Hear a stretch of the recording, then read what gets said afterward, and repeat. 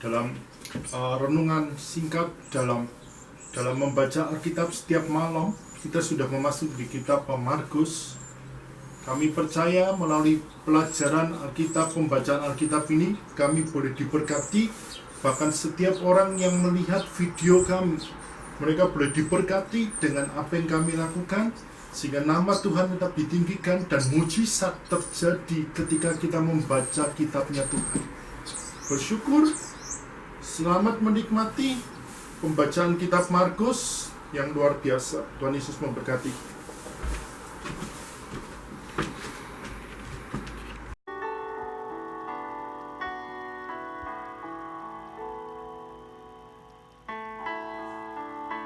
Markus pasal 12. Perumpamaan tentang penggarap-penggarap kebun anggur. Lalu Yesus mulai berbicara kepada mereka dalam perumpamaan. Adalah seorang membuka kebun anggur dan menanam pagar sekelilingnya. Ia menggali lubang tempat memeras anggur dan mendirikan menara jaga. Kemudian ia menyewakan kebun itu kepada penggarap-penggarap, lalu berangkat ke negeri lain. Dan ketika sudah tiba musimnya, ia menyuruh seorang hamba kepada penggarap-penggarap itu untuk menerima sebagian dari hasil kebun itu dari mereka. Tetapi mereka menangkap hamba itu dan memukulnya, lalu menyuruhnya pergi dengan tangan hampa. Kemudian ia menyuruh pula seorang hamba lain kepada mereka. Orang ini mereka pukul sampai luka kepalanya, dan sangat mereka permalukan. Lalu ia menyuruh seorang hamba lain lagi, dan orang ini mereka bunuh. Dan banyak lagi yang lain, ada yang mereka pukul, dan ada yang mereka bunuh. Sekarang tinggal hanya satu orang anaknya yang kekasih. Akhirnya ia menyuruh dia kepada mereka, katanya, "Anakku akan mereka segani." Tetapi penggarap-penggarap itu berkata seorang kepada yang lain, "Ia adalah ahli waris. Mari kita bunuh dia, maka warisan ini menjadi milik kita." Mereka menangkapnya dan membunuhnya, lalu melemparkannya keluar kebun anggur itu. Sekarang apa yang akan dilakukan oleh tuan kebun anggur itu? Ia akan datang dan membinasakan penggarap-penggarap itu, lalu mempercayakan kebun anggur itu kepada orang-orang lain. Tidak pernahkah kamu membaca nas ini? Batu yang dibuang oleh tukang-tukang bangunan telah menjadi batu penjuru. Hal itu terjadi dari pihak Tuhan, suatu perbuatan ajaib di mata kita.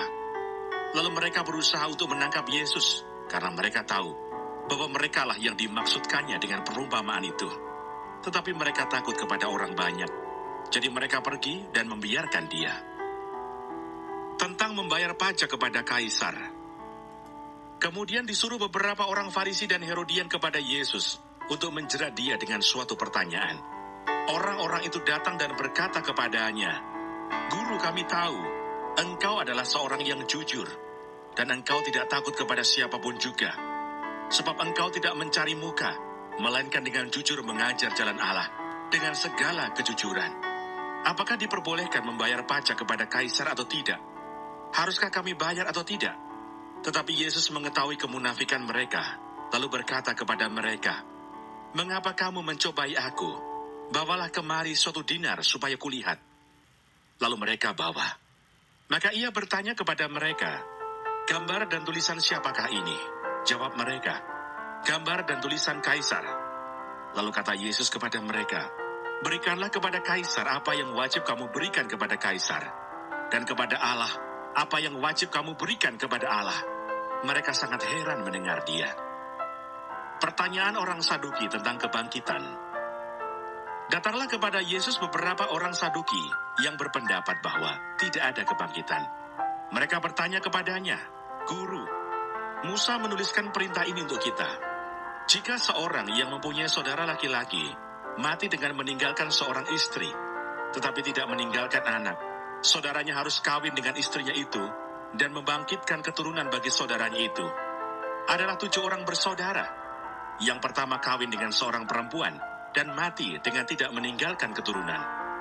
Lalu yang kedua juga mengawini dia dan mati dengan tidak meninggalkan keturunan. Demikian juga dengan yang ketiga. Dan begitulah seterusnya. Ketujuhnya tidak meninggalkan keturunan. Dan akhirnya, sesudah mereka semua, perempuan itu pun mati.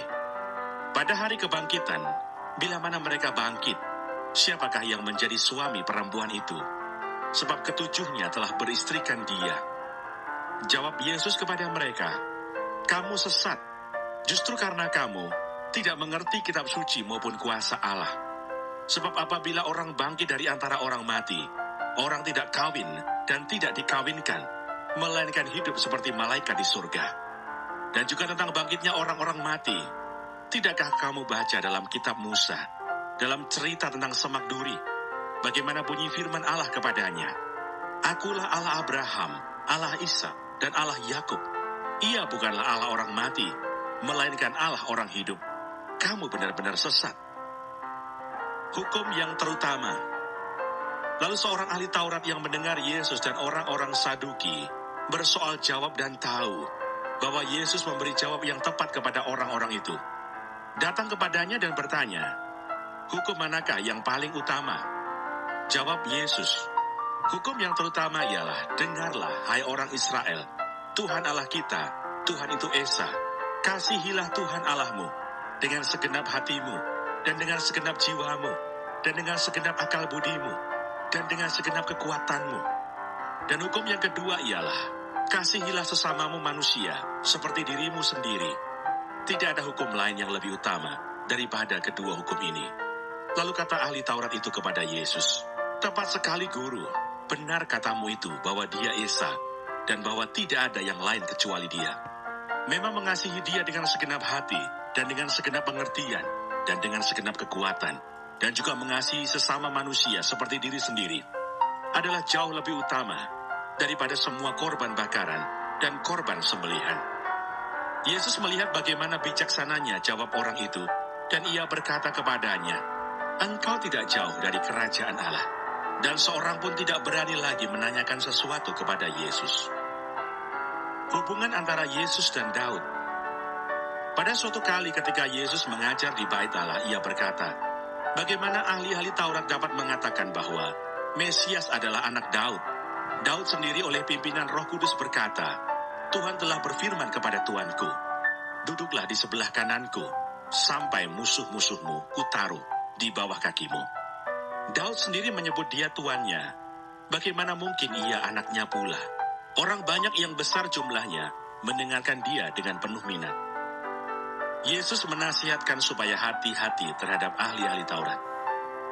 Dalam pengajarannya Yesus berkata, hati-hatilah terhadap ahli-ahli Taurat yang suka berjalan-jalan memakai jubah panjang dan suka menerima penghormatan di pasar, yang suka duduk di tempat terdepan di rumah ibadat dan di tempat terhormat dalam perjamuan, yang menelan rumah janda-janda, sedang mereka mengelabui mata orang dengan doa yang panjang-panjang. Mereka ini pasti akan menerima hukuman yang lebih berat. Persembahan seorang janda miskin. Pada suatu kali Yesus duduk menghadapi peti persembahan dan memperhatikan bagaimana orang banyak memasukkan uang ke dalam peti itu. Banyak orang kaya memberi jumlah yang besar. Lalu datanglah seorang janda yang miskin, dan ia memasukkan 2 peser, yaitu 1 duit. Maka dipanggilnya murid-muridnya dan berkata kepada mereka, aku berkata kepadamu, sesungguhnya janda miskin ini memberi lebih banyak daripada semua orang yang memasukkan uang ke dalam peti persembahan. Sebab mereka semua memberi dari kelimpahannya, tetapi janda ini memberi dari kekurangannya, semua yang ada padanya, yaitu seluruh nafkahnya.